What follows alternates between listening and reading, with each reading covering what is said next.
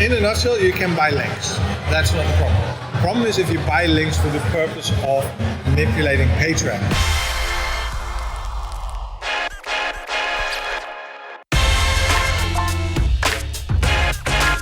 Hi, I'm Eric Schwartzman, author of The Digital Pivot, and this is the Earned Media Podcast.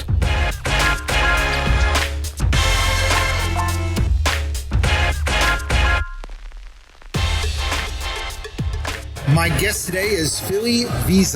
He is a former Google engineer and member of the search quality team. And we are here at the Affiliate Meet Market in Berlin, where I've just seen his keynote presentation. And I'm very fortunate to have him with you for us as a guest today. Fili, welcome. Thank you very much. So, one of the things I think that is so confusing for a general business audience, when you look at something like Google Search Console and you see all these errors and warnings and you don't know what matters and what doesn't, how do you figure out what needs to be fixed and what is okay? Good question. So Google tried to simplify this already recently with a revamp of the Google Search Console by basically taking away the errors and the warnings mostly. And you primarily see now what's indexed, what's not indexed. And there's a lot of stuff there that is not that important. And there's a lot of stuff that is important. Now, one of the reports, one of the warnings that shows up, for example, is 404s. That's pages that don't exist anymore. And a lot of people think, oh, that is important. We need to look at that. Actually, yeah, you need to keep an eye on that. Just know what's happening, what Googlebot is crawling. But those pages have been correctly identified as 404. The one thing that you want to check is anyone from our websites or organization still making backlinks to that, or do we have any backlinks that are not updated internally to that? Because that is the takeaway there. Now, with all so just so I can reiterate, so you're saying it's okay to have a 404 as long as there are no internal backlinks leading to it? Yes, because the moment that the content is gone, you do not want to refer to it anymore. By removing the referral to that, the reference to that particular 404 page, to that content that doesn't exist anymore, it also gets deprioritized by Googlebot. So Google will crawl it less. Now they may still crawl it, actually they will crawl 404s repeatedly. Over time they may hit the same page that doesn't exist anymore for 10 years in a row, every month or once every year or whatever the ratio is, just to verify it's still gone. Yeah? But 404s and 410s, they don't waste, as Google has been quoted to say, they do not waste your crawl budget. So don't worry about the 404s, other than a potential opportunity to improve your website. Well, I think one of the things people are often concerned about is they're concerned they're going to orphan inbound links from external domains. So what do you do there? So you've got a page, you don't need it anymore, you want to 404 it, you want to get rid of it, but you're worried that there may be some inbound links to it and you don't want to lose the authority that those links may be passing to your domain. What do you do? So it's a very good point and a very good question, because I see a lot of different websites make this mistake and they redirect it to another page that does not have the same content. Often it can be, if it's higher, called the website to the next level up or 2 levels up, something like that. There's a category page from the product page to a category page or something along those lines. And this happens across industries. Like you see this with affiliate, you see this also with e-commerce, you see this with other types of websites. It's across industries. And a lot of people are indeed worried about losing that backlink, losing the power of that backlink. Well, there's a couple of things. First of all, you do not know if those backlinks actually pass any power. If they do pass traffic to your website, you have 2 decisions to make. One is that content that you have deleted, have removed from your website, worth putting back again? If there's so much traffic to it, should your brand be associated? Why don't you have that content on your website in the first place? If you're so worried about getting the backlinks that are associated with that type of content, why don't you have that content on your website anymore? So the first question you need to ask yourself, is this content that we should actually rewrite, improve, relaunch, all these things? And if you do that, you can say, well, now we can redirect to that. Yeah? If on the other hand you say, well, this was so off topic, and I've heard examples where people posted something like a blog article that went viral, which was meant as a joke and was absolutely not related to the business, but got so many backlinks from a lot of sources because it went viral. So, but you remove the content because you actually don't want to have that content on your website. Well, then you kind of don't deserve those backlinks either. And it's hard to hear this sometimes, but it is. And if you still want to maximize the traffic that comes into this, so if people are still clicking on this and visiting that page, still return a 404. However, what you can do at this point is create a smart 404 or custom 404, which basically means you create a 404 page based on the page that doesn't exist anymore. You give them alternatives while still returning a 404 status code. So for Googlebot and other bots, this page and this content is gone. For users, they have an option to continue. You can still do lead capturing based on this. Now, people do want to then have those backlinks for page rank purposes. Again, like I said, you don't actually know if they pass any page rank or if they have any weight. But you seriously need to ask yourself, do you want the content? If you don't want to be associated with the content, then why do you want to be associated with the backlinks that come with it? So in your keynote, you talked about the difference between crawl budget and crawl priority. Yes. How do you tell Google, how do you send signals to Google of what your priorities are to be crawled? So a lot of people, and let me break this down for a second because obviously your audience was not in my presentation a moment ago. A lot of people talk about crawl budget. That's the number of URLs that Crawl Google, budget. Yeah, the number of URLs that Google crawls off your website. Right. And say if you have 1 million pages on your website, you want all those 1 million pages being crawled, indexable, assuming that these are all indexable pages that you want to have crawled, products, whatever. But the thing is, Google will likely not crawl everything. Also, you will have redirects, you will have non-indexable URLs. So there's also a lot of pages that are being crawled that are not contributing to the SEO factor signals and don't help your website from an SEO perspective. And in the terms of the industry, waste your crawl budget. Yeah. Now the thing is, it's all about managing not that Google crawls every URL, because they will not crawl every URL all the time, especially with older sites that have been around for long or larger websites, they will not crawl every single URL. At some point Google will say, we have enough of this content. As an example, we know what this content quality is, and we know how the users interact with it, and at this point we say like, okay, we have enough, we don't need more, and they deprioritize crawling the newer URLs that they haven't discovered yet. They will still crawl them, but at a much slower rate. Now, if we want to prioritize that Google still does crawl those pages that we find important to get the right pages crawled and to waste as little resources as possible from the crawler on pages that are not indexable and do not help us with our rankings, we need to basically prioritize the URLs that are important to us, and we need to tell Google that. And the way to tell Google that is through internal linking. It's one of the most powerful ways. Breadcrumbs are a very good way, for example, to do this. I know I've had some websites that came to me like, well, we can't have breadcrumbs because they don't fit in our design. Well, no one said that breadcrumbs had to be on top of the page, so just put them at the bottom of the content and add the structured data. Just a simple example. But have breadcrumbs because they're a great internal linking opportunity, and add the structured data that goes with it. Another thing is external linking. If you have a part of your website that you feel is more important but is not crawled as much, try to see and go out and do some marketing that more people link to that.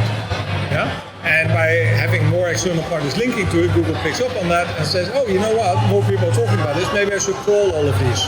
And they prioritize again. Sitemaps is another way of doing this as well. So these are all tools with which you can tell Google what the priority is of your website, of the content of the individual URLs of your website, and help Google decide which URLs crawl more frequently. So if you have a site with 1,000 pages and 100 are indexed and 900 aren't, it's not necessarily a bad thing. It doesn't have to be, but in this case, it depends on what is going on with the other 900. if in Google Search Console these are marked as, for example, canonical to other or alternative canonical detected, then it could be a problem with canonicals, or it could be absolutely correct. So seeing as how I'm here with an ex-Google engineer, member of the search quality team, ex-member of the Google search quality team, let's see if you can explain something to me that I can never seem to wrap my head around. All right. Canonicals. Yes. What the hell are canonicals? Yeah, very good question. So, in the end, you need to see, let's take a step back. When we have a piece of content, that piece of content should have a single URL pointing to it. Now, the web isn't the web if there weren't more URLs pointing to it. That can, for example, be if you have a blog post that your content team is pushing out, your blog team, and then you have your social media team who's then promoting it on their social media channels. They didn't write the post, but now we have another URL, basically the one with tracking parameters for the social campaign, to monitor the success of the social campaign. We created now at least 2 different URLs, one for the original one on the blog, and then one for the social channel. Now, assuming you don't do more campaigns, social campaigns, you might actually even end up with more if you do more campaigns, or if you have slightly variations in timing or other things within your campaign values. Every single change of the URL, be it a letter in the protocol, be it in the scheme, being it a digit in the URL parameters, or even a slash added or remove, every single change is basically a new URL. Now, URLs are immutable. So the best way and easiest way to think about URLs is they're like a row ID in a database. You insert the one, you enter the content once, you get a row ID assigned. That is your ID, that doesn't change anymore. The content might change, but the ID does not change.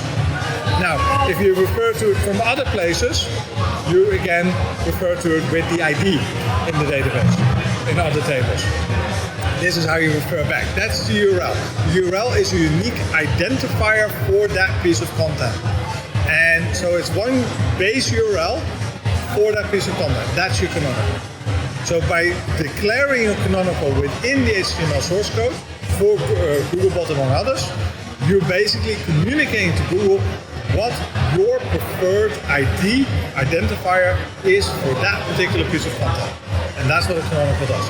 Correcting all the other ones and allowing Google to group all the other URLs that respond with, for example, that have URL parameters, etc., to group that under this one ID. It's like, oh no, this is the same as.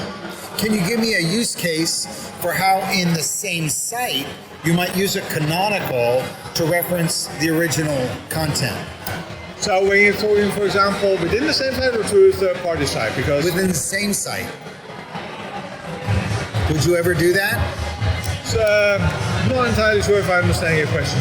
So I've got a blog post about a subject, and then I have some other content about the same subject, but it's not as comprehensive. And I want, if people search about that topic and Google's going to recommend a page on my site, I want them to go to the comprehensive page, not to the satellite page that just has a component of it. Would that be a use case for canonical? Yes, it absolutely can be. However, there is a danger there. If you do this a lot, then the trend might be that Google doesn't trust your canonicals.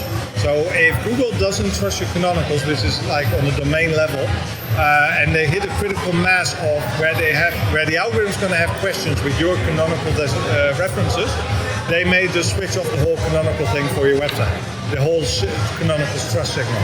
And at that point, Google is going to guess basically what they think the canonical should be and override any preference that you have indicated. Keep in mind that the canonical, as well as some of the other technical signals like hreflang and structured date and other things, are suggestions to Google. They're not rules. They're not hard-coded rules. Googlebot can ignore them and does ignore them when they think they know it better. And they being the algorithm. Sometimes when you're looking through all the different domains that are not indexed on your website in Google Search Console, you see all these crazy URLs that'll say like a blog post and then page 3, but there's no page 3 on the blog post, but it's paginated. or there'll be all these RSS feed related URLs. How do you deal with that? I mean, do those need to be cleaned up? So you can have them, so there's a couple of different things to keep in mind. One is you can have as many URLs on your website as you want. That's up to you. You're the webmaster, you're the website owner. However, from a search perspective, from an SEO perspective, we want to minimize how much Google uses that. Specifically the ones that are low quality or basically are not great landing pages when it comes from organic search. So keep in mind, every single page that we want to have ranking in organic search needs to be a landing page with a purpose. Have a unique sales proposition. We need to make sure that we get whatever conversion we want to get out of it. Could be sign-ups, could be something else, I don't know. It depends on your business model in this case, but sometimes branding or other things. But every single landing page needs to have a unique sales proposition, and then you have this RSS feed that really don't have for most people or in the organic search. So in this scenario, or the paginated page is another example. Every paginated page has to have its own unique sales proposition, and in the past, Google had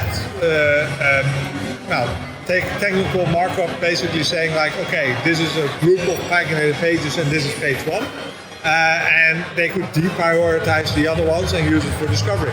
Nowadays, they basically say, no, we dropped that, it was too not useful for us, and they basically say now every page has to stand on its own.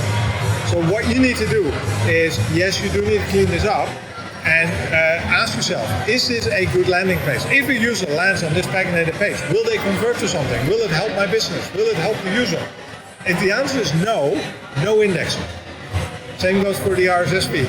You can still provide the functionality on your website for the user that is on your website, just it's not a great landing page from an SEO perspective. And if you're in doubt if something is a great landing page, ask yourself the following. If you run a PPC, a pay-per-click campaign, would you run that for that particular page? Would you run a PPC campaign for this paginated page or for this RSS feed? If the answer is yes, you probably get some type of conversion out of it. If the answer is no, it's probably not an important page and you can probably drop it in that way. Is there any reason to even have RSS anymore? Is RSS obsolete? Yes and no. There are still some feed readers out there. And it can absolutely be useful for these different technologies, products out there. And people do use it, but Googlebot actually uses it also. It's for them a discovery channel for new content. They actually do read the RSS feeds. It's one of the reasons why they bought FeedBurner at the time. To basically be on the front end of when new content comes out, so they can crawl it as fast as possible and have it in the search results. So they still use it as sitemaps, so to say. So that's why they never sunsetted FeedReader. Yeah, it's still is useful for them for discovery of content. So because otherwise they need to find a backlink to it or an internal link on the website. They need to come across it. Now it is with push. They get notified. It's like a sitemap basically, but the push mechanism. So as the internet has matured, we found that this rule of don't buy links doesn't really work anymore, because sometimes you can buy a useful link that's helpful and that Google will see is okay. So what is the rule for what is considered link manipulation in link building and what is considered okay? So what is it? Okay, in a nutshell, you can buy links. That's not the problem. The problem is if you buy links for the purpose of manipulating page rank. So when you buy a link, Google expects you to attach a no-follow to this. It can be a no-follow or a UGC or a no-sponsored or a combination of them. Often enough, you want to make sure, by the way, the no-follow is in there, because other search engines may not follow the UGC or sponsored. So in this case, no follow, they will then recognize. So basically you always have at least two in there. Or one, just no follow, because it's also not required to make a UGC or sponsor. That's optional. No follow is the part that they look for. So if I, in my blog, am linking out to a third party, but I don't want to pass any authority to them, can I no follow that link? Yes. Is that spammy? No. That's not suspicious behavior in Google Sites. Absolutely not. You can, in principle, you can no-follow every outgoing link on your website. And there are websites that do that. Look at Wikipedia. Yeah?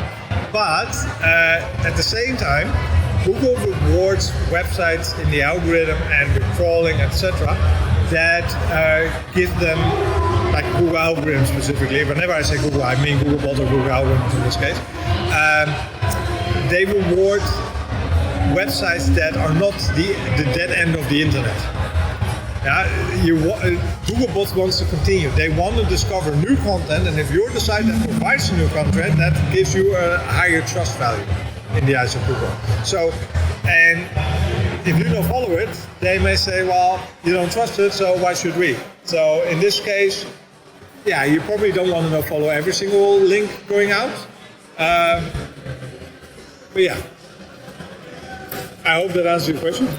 So you spoke a bit in your talk about disavowing spammy links. Yes. How important is it? Like if you have, let's say you come onto a site that your client calls you and they say, oh, my site's a mess. I've been buying links and I need to clean it up.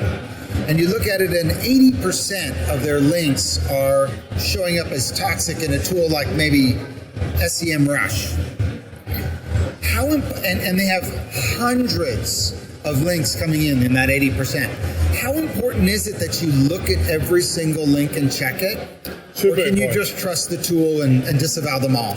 No, personally, although there's some great tools out there, and I must say they're doing great jobs in trying to mimic the Google algorithm, in the end, you do need to look at it yourself. And you do need to look at a lot of different factors, and a lot of these factors are not always taken into account by these tools. For example, you need to see what other sites are these sites linking out from, what type of content is it a known brand? In your industry, your niche, you probably know who's out there. And is this one of those sites or not? And yeah, you need to really evaluate every single link that you get separately. Now, you need to get as many backlinks as possible. Unfortunately, that does mean that you do need to get everything. So you need to go to multiple different providers, including Google Search Console and including Bing Webmaster Tools, because they will give you this data for free. They will give you link samples of URLs that they have found. And you can sign up for free and get that data there. And here's the key thing, don't just download it once. Download it once per week. Just download the data once per week, dedupe it, and keep track of this over time. Make this just one of the tasks that one of your team members does. That every week they download a copy of the external backlinks, so you have this data. Because Google gives you a sample and Bing gives you a sample of the backlinks that they have. If you have more than that sample provides, that means that you only get a sample the first time, but the second time you get some new links in there that you hadn't seen before, that Google knows about, or Bing for this case. And in both cases, you want to grab those links and you want to know about those links. And next week you can get a few more links that you didn't know about, that Google knows about and is counting against your backlink profile. So if you have done backlink buying, like backlink. Sorry, I'm falling over my tongue here. Backlink manipulation. Yes, if you've been buying links for the link building aggressively over time, then for the purpose of ranking. For the purpose of ranking, then most definitely you should do an audit of your backlinks. Now you can do that yourself. You can hire third parties for it. I understand that it's a daunting task because you really do need to look at every single backlink. Thousands of links. Billions. I frequently work with backlink profiles that are billions. Well, it seems like there's no way you could manually look at millions of links and determine Actually, which ones. you can. It takes a couple of days, but you just look at the URL though. You don't actually go to the page. No, you can actually load the pages as well. Of course, you can do some initial Not filtering. Millions. Actually, yes. Just the thought of it, I'm starting to melt. Yeah, I know. It's a lot of work. So you would get a team. You can get a team, yes. But I can also tell you that you can also do it yourself.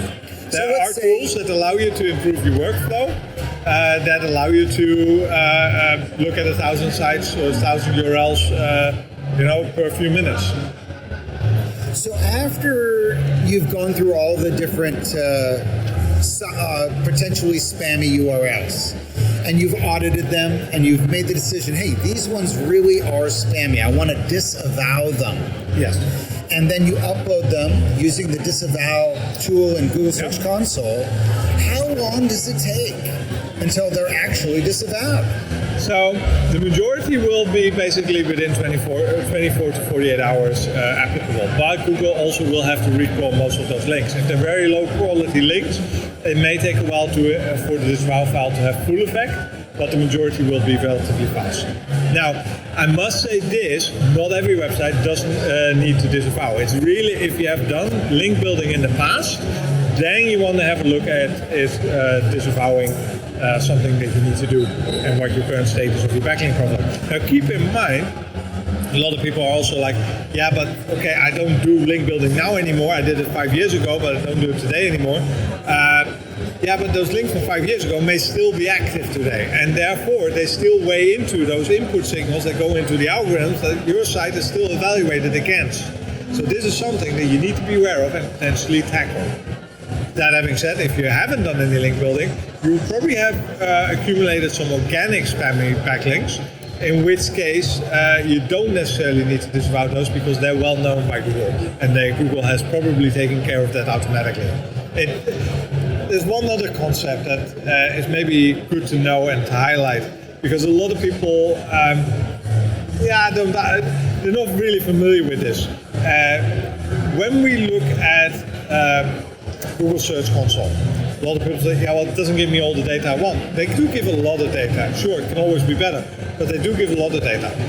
The Google Search Console, and also a lot of the advice that Google is giving out regarding backlinking and all that kind of stuff, it's very generic often. You get very generic answers. Or, answers like, we will take care of those spammy backlinks that if you don't do link building, we'll take care of it. The reason why they use this messaging and why they do it the way they do is basically because the majority of the users of the webmasters that Google needs to care about never signed up for Google Search Console. They're not SEOs. Those are the the mom and pop shops that have a website, don't do any SEO. They just have a website for their local neighborhood, and those are the average webmaster. And there are a lot of them. There are way more of those webmasters out there, and only a very small portion of digital marketers and SEOs. We scream the loudest, we get the most attention, but most of the policies, most of the tools, they're made for the other group.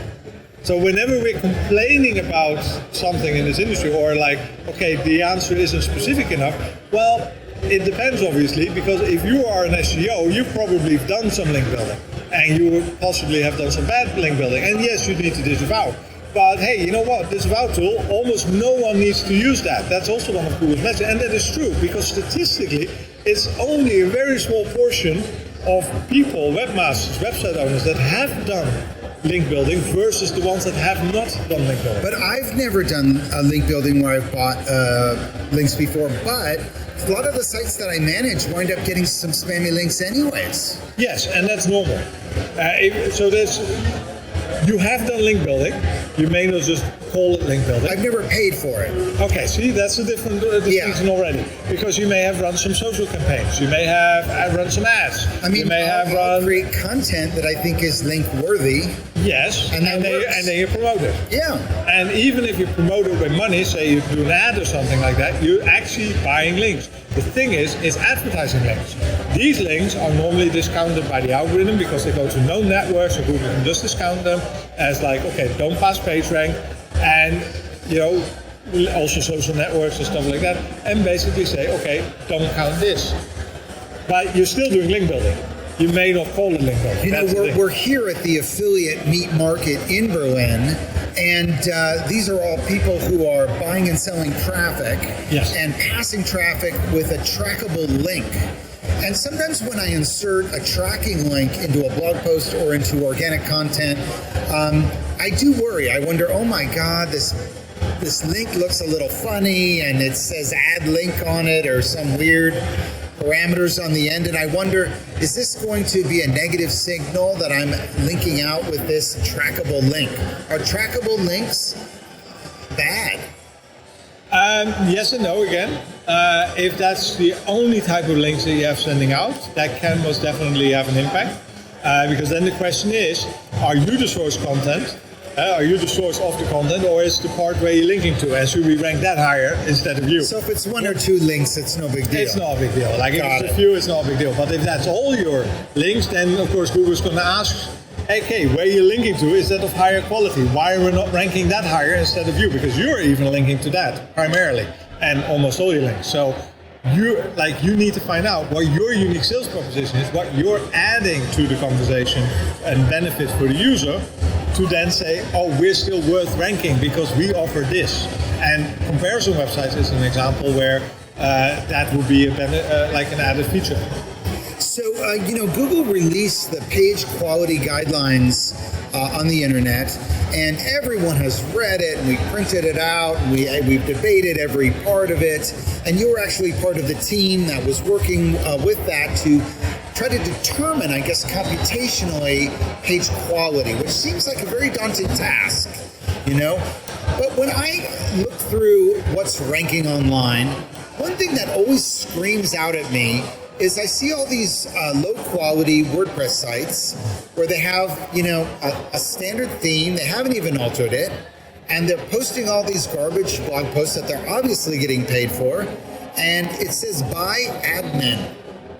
There's not even a byline in there with the person's name, and you think to yourself, my gosh, it would be so easy to use that as a way to figure out quality. But I still see these freaking WordPress sites that are terrible by admin ranking high. So why is that? There can be a number of different reasons, niche being one of them. If you're looking in a particular niche, like for example gambling, affiliate, casino, crypto and stuff like that, it has a lower priority within Google. It's not that many people looking for it. As simple as that. They're more focused on what drives the majority of their traffic, and think of like travel, hotel searches or other things. And so from that perspective, niche can make a difference there. Also country, like if we're talking about geographic, then just may not be other content in that market, in that language. So these blogs can suddenly rank high, and I agree with you. Like bylines like admin and stuff like that is a screaming signal to Google, like quality is low in this case. But if there's no other content that says it, that has it, or very little, then yeah, they may rank. So it really depends on what else is available. What I had thought, and I guess I was wrong, is we're coming into the age of artificial intelligence. It's getting better and better. Sooner or later, for some topics like maybe weather reports or reports about sports games or reports about stock prices, where there's a high quality statistics and good data to pull from, you would think that sooner or later AI is going to replace humans for that type of news and information. And I thought, well, maybe the reason that they're not looking at the byline is because someday there's going to be no byline. Well, from a content creation point of view, that is happening already. Like there's so many app bots that claim to be, or so many content bots that claim to be AI driven, and you start the first couple of sentences and the rest gets filled out by the AI. If it's always good is another question. Right now, Google is trying to jump on that. That's where Mom and Bird and other updates like that are basically focused on. Also, a lot of the recent updates, like helpful content updates and stuff like that, in the back end, they are focusing on detecting more improved quality of the content. But they're not perfect. It's the reason why they keep on pushing updates. Why? Because it's still not done. It's something and you said there's something like over 4,000 updates a year, and we only know about one or two. So in last year, they did over 4,300 plus updates last year, which comes down to an average of about 12 a day. So 12 updates a day, and that they're launching. So these are launches. They tested way more, but these are just the launches that they pushed out. Only a fraction of that, maybe 20 or 30 or so, hit the blogosphere. of like, hey, we see movement or stuff like that, or here's an update, or Google confirmed only a handful of those says, oh, we are pushing out a new big update, and like core update or stuff like that. And the majority actually does not get announced at all. So yeah, you should also not have to worry the whole day about, okay, which update's going to come out today or tomorrow or the day after. What you really need to do is focus on getting your input correct. So what you're sending into the algorithms really you need to avoid sending conflicting signals in. You need to send in high quality, try to improve that based on user signals, as well as technical SEO signals, that you don't send any conflicting signals in. Make it as clear as possible. Make sure that your internal linking matches your canonicals and your sitemaps, for example. I see very often that the canonical is not in the sitemap. The sitemap has a number of URLs which may be slightly different or maybe redirecting some of them. And the internal linking has tracking parameters. So now we have 3 different types of URLs for the same piece of content, and that's a conflicting signal. And then on top of that, you could do also things wrong with structured data. For example, you have a product page, and then you have the main product on the product page, and you have a couple of other recommended products, and you put the product schema on all of them. So which one is it? Yeah, so Google gets, say, 5 or 6 product schemas on one page. 1 for the main one, 5 for the other ones, 6 in total. Google doesn't know which one to take at that point. You're sending conflicting signals in. So these are the type of things you want to make sure all align. That the overall message, what you're sending into the Google algorithms, aligns. By aligning and tweaking that over time, you'll see the output, which is the rankings. You'll see that change. But we're responsible for that input. So. Obviously Shopify has taken off, and they're hosting so many sites now. Yet their blog product really is not ready for prime time, and so many digital marketers will integrate a WordPress site, match the look and feel of the site on the WordPress, link back and forth, and put it at a subdomain. Is that a problem? Does it need to be at a subdirectory? No. Really, for Google, it doesn't matter if it's a subdomain or a subdirectory. You can do either. That's not a problem, as long as it's the same domain. So the fact that the servers are at different IPs doesn't matter either? No, but make sure that they're both fast. And make sure that your blog is not slower than your Shopify. And you were talking about that. You were saying you gave some recommendations for just how fast it needs to be. Yeah, so one of the tips that I would say is if you want to look at how fast Googlebot crawls your website, because if your website is slow for Googlebot, not only may they crawl you less, so the crawl priority goes down, the number of URLs that Google will crawl off your website goes down, they may actually rank you lower.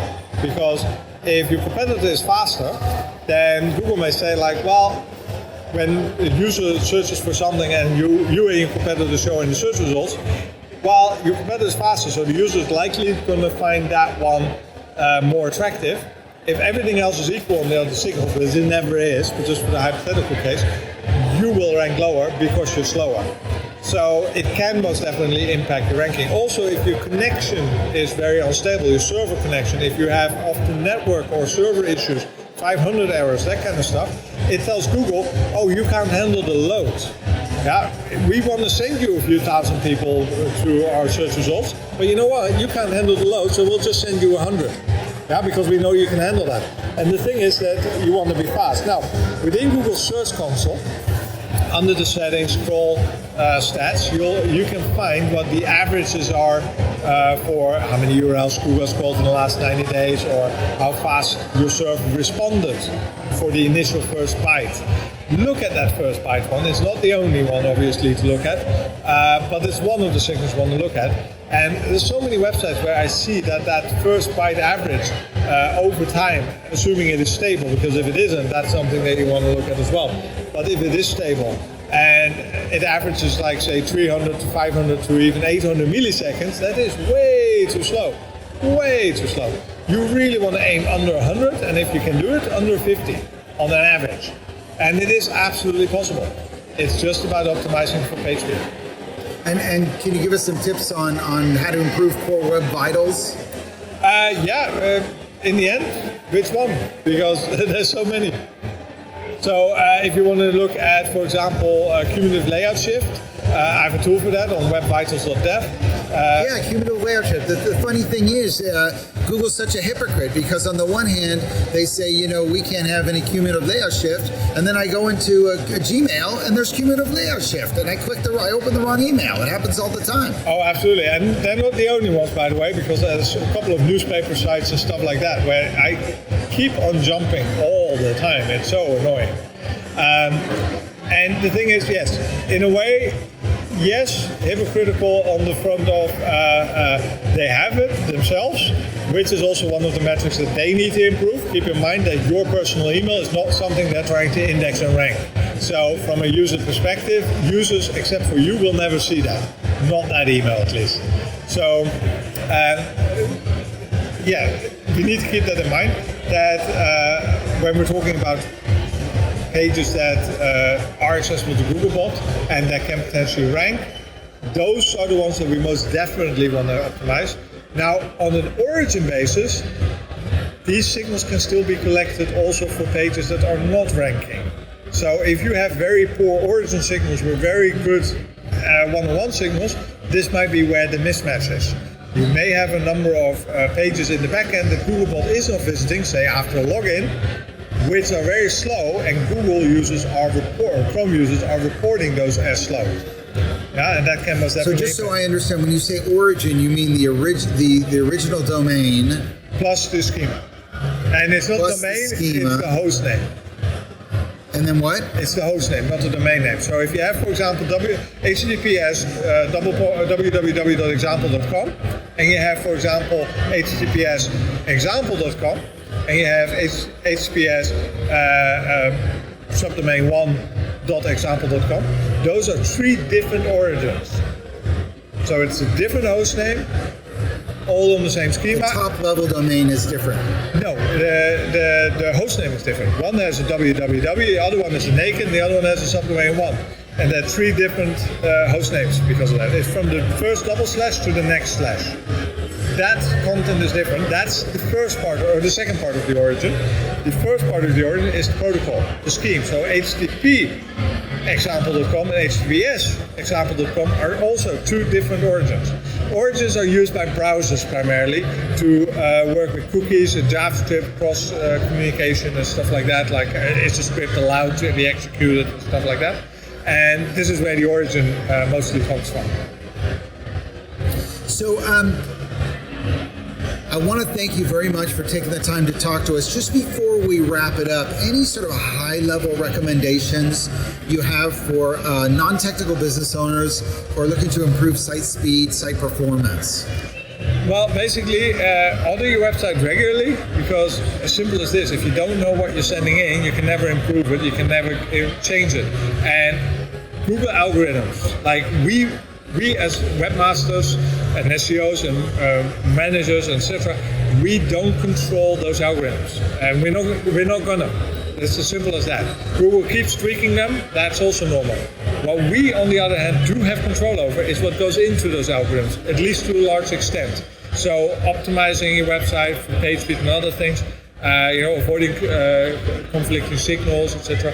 These are the things that you do need to do. And the best way to find out if you need to do that or what you need to do is by auditing the website. And make that part of your annual cycle. Just as you get your car checked once a year. Unlike the road rules, SEO and online marketing actually changes quite a lot. So you want to make sure that your website is still up to par. And then you mentioned in your talk some resources that you have to help people do that, right, on your website? I have a couple of tools, a couple of APIs that can be used for different functionalities, but most of the time we provide audits for our clients. And some of the websites, for example, is webvitals.dev. The other one is, for example, urlparse.com that allows you to figure out what are the differences in URLs. It's an API for that. Stuff like that. Or, for example, SEOAPI.com, which is basically different bots that allows you to verify if a bot, if an IP address is actually from a known bot or not. Also, this includes historical data, as well as a number of other bots, search bots out there. that may not be as popular, but they're still there and crawling around. So for those of our listeners who need help and want to get in touch with you, how can they do that? searchbrothers.com or Fili.com or SEO.services. You can find us everywhere. And you said you put up the slides from your presentation as well, right?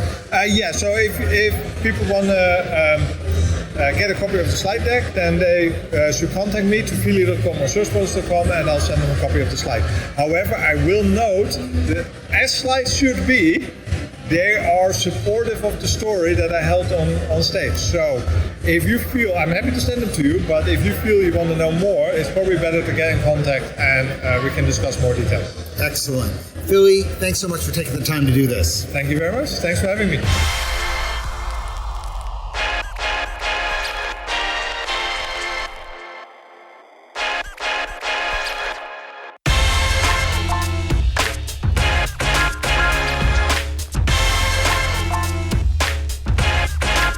For more on how you can earn influence through earned media, get the Digital Pivot audiobook at digitalpivotbook.com.